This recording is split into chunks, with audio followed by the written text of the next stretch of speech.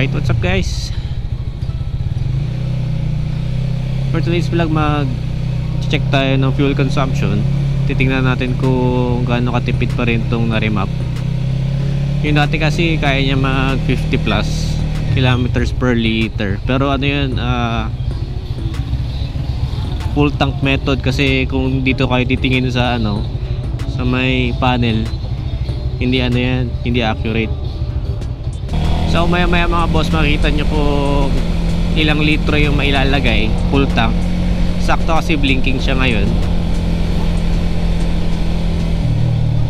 Tapos blinking to blinking ang gagawin natin.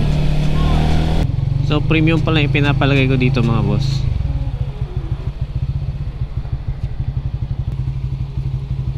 Ah, 69, halos 70 pesos na yung premium. Full tank boss.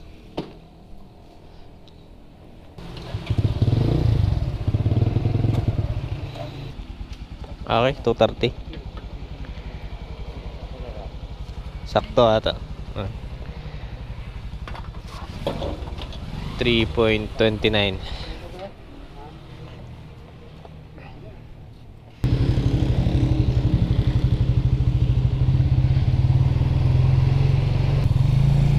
Ibig sabihin yung blinking niya meron pa 1 litro. Pero ito mga boss, yung ina-testing natin ngayon, na-remap na kasi itong Winner X ko. Titingnan natin kung gaano pa rin katipid itong na-remap or naging max na siya. Kaya mag full tank method tayo kasi mas accurate. So ngayon puno na siya, 4.5 liters na to. Sarap sana long ride siya ng dire-diretso eh. So yung odo pala kanina is 3540. So tatandaan natin yung odo para makita natin kung ilang kilometer siya. I-minus lang naman natin eh, from blinking to blinking.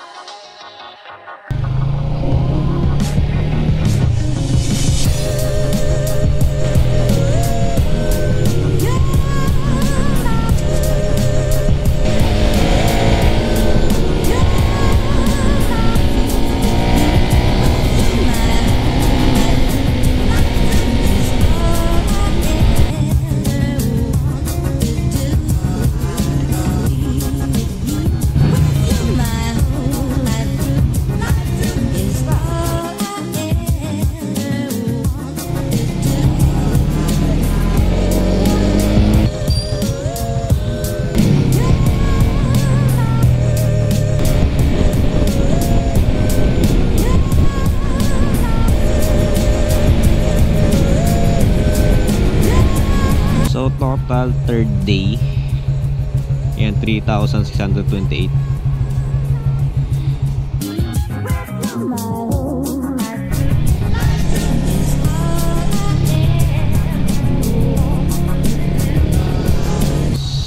$3,657.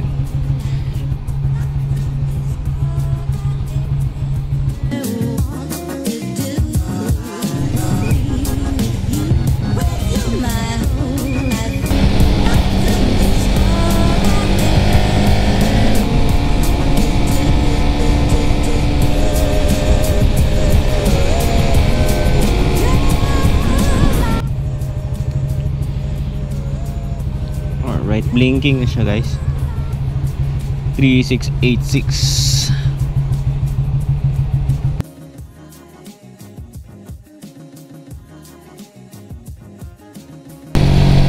So conclusion guys sa fuel consumption nitong Winner X na naka-remap. Kasi yung start natin is 3541, tapos yung kinalampasan na blinking to blinking niya 3686. So kung pag-minusin mo yung dalawang yun, parang nasa 145 kilometers yung 3.29 na ano, kasi nagpa-gas na ulit ako eh. So talagang nasa 3.28, 29 yung ano, yung blinking niya mga boss. Ito. So 145 kilometers, i-divide lang natin siya sa 3.29. Ang kakalabasan nun mga boss, nasa 44 point something. Kaya not bad na rin talaga yung ano, yung fuel consumption nito. Pero partida pa nun kasi meron pa tayong OBR kadalasan naghahatid. Minsan bomba pa kasi overtake ng overtake dito eh. Pero kung normal driving lang, ma-achieve pa rin pala yung ano, ma-achieve pa rin yung 50 kilometers per liter.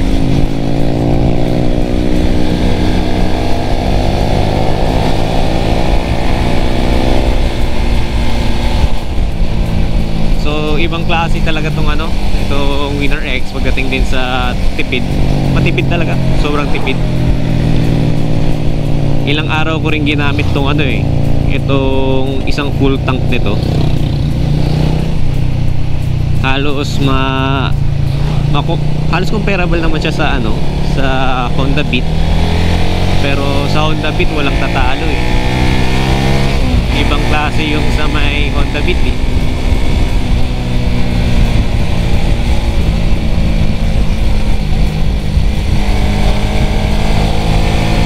Pero sa Honda Beat hindi ko pa na fuel, hindi ko pa na-check yung fuel consumption niya. Pero sobrang tipid talaga dun.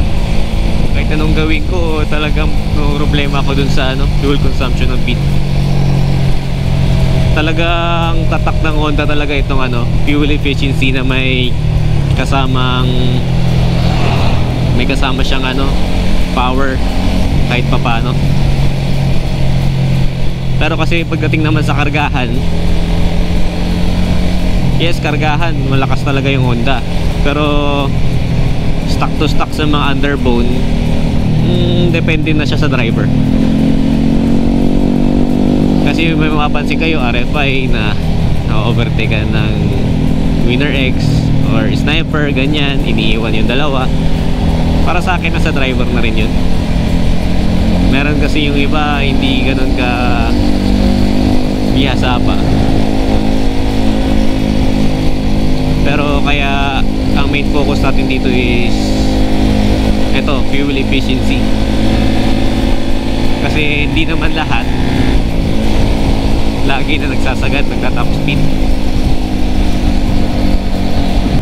So ayun guys, nakita nyo naman yung ano, yung fuel consumption nito. Kasi marami na nagdadalawang isip, baka tumakaw eh. Sinasabi nila baka tumakaw daw yung Winner X nila. Ito kitang kita 44 kilometers per liter. Kaya wala dapat kayong ikabahala.